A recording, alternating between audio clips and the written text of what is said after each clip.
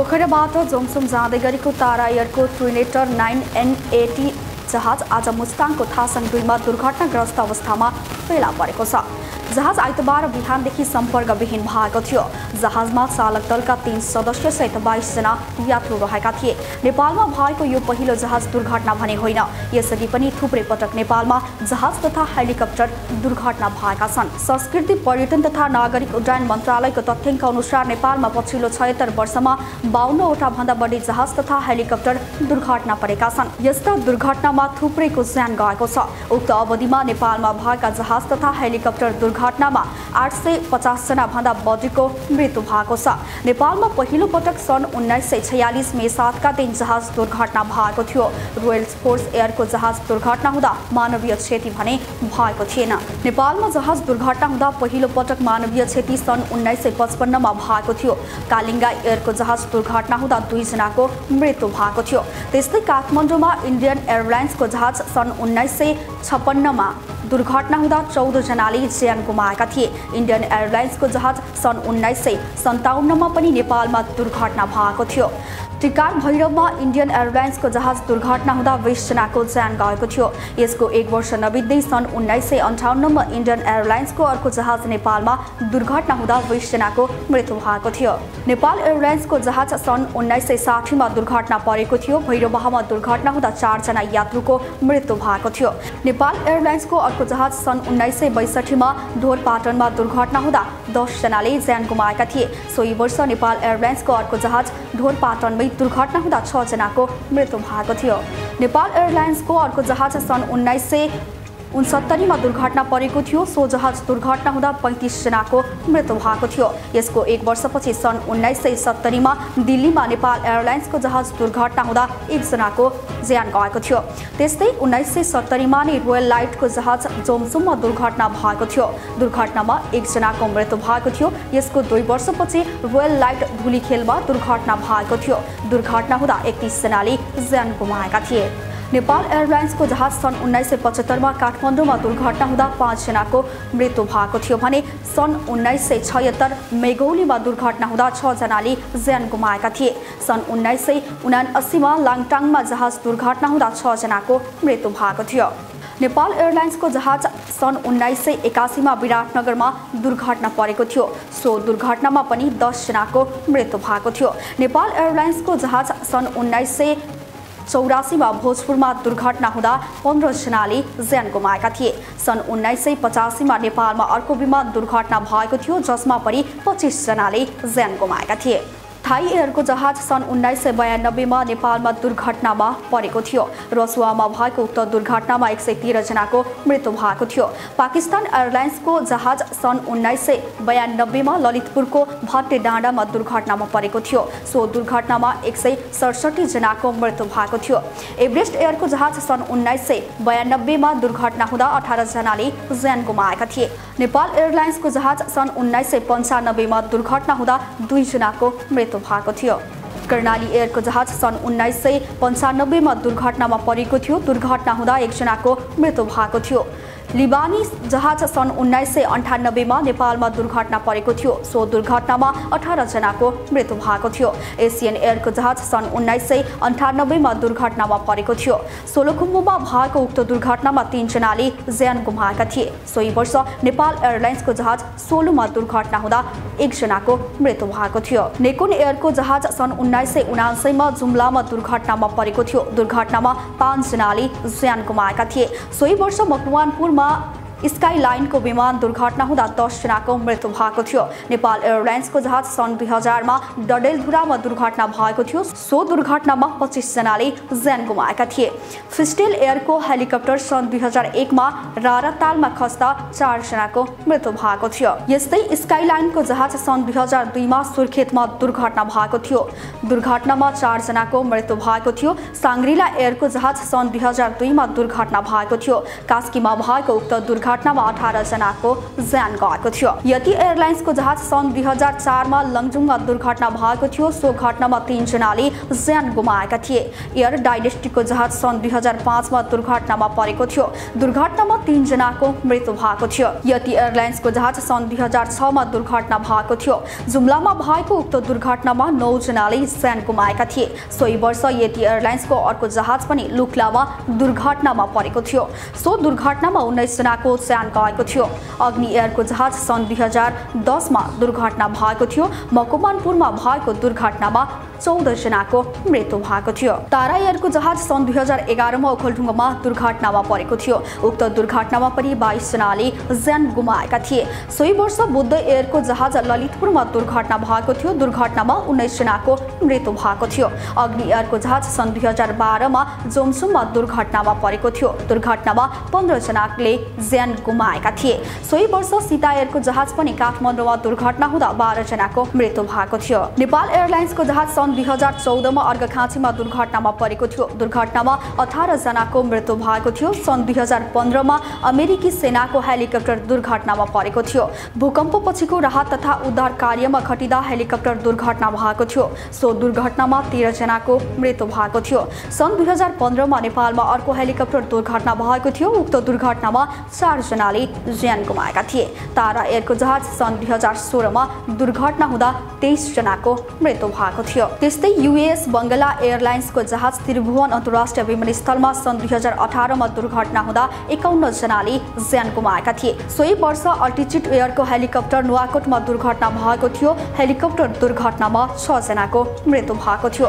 सन् 2018 मा नै मक्कालु एयरको जहाज सिमीकोटमा दुर्घटना भएको थियो। दुर्घटनामा पनि 2 जनाले ज्यान गुमाएका थिए। एयर डाइनेस्टीको हेलिकप्टर सन् 2019 मा ताप्लेजुङको सिस्नेभिरमा दुर्घटना परेको थियो। दुर्घटनामा 7 जनाको मृत्यु भएको थियो। सोही वर्ष समिट एयरको जहाज लुक्ला विमानस्थलमा दुर्घटना हुँदा 3 जनाको मृत्यु भएको थियो।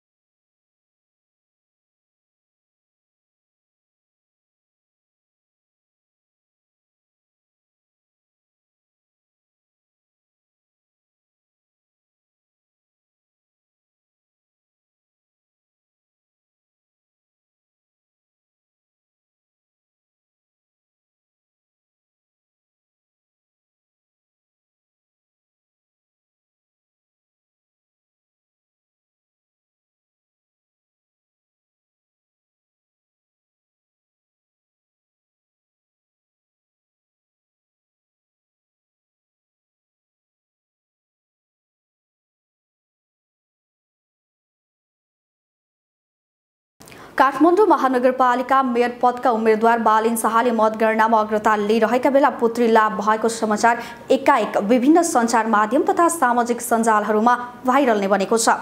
सामाजिक सञ्जालमा पुत्री लाभ भएकोमा बधाई दिनेहरूको ओइरो नै लागेको छ। तर पुत्री लाभ भएको भन्ने समाचारको वास्तविकता भने फरक रहेको छ। बालिन शाह उनकी पत्नी सबिना काफ्लेको छोरी जन्मिएको नभई उनका दाजु कैलाश शाहको छोरी जन्मिएकी हुन्। त्यो पनि आज नभई बुधबार दिउँसो छोरी जन्मिएको पारिवारिक स्रोत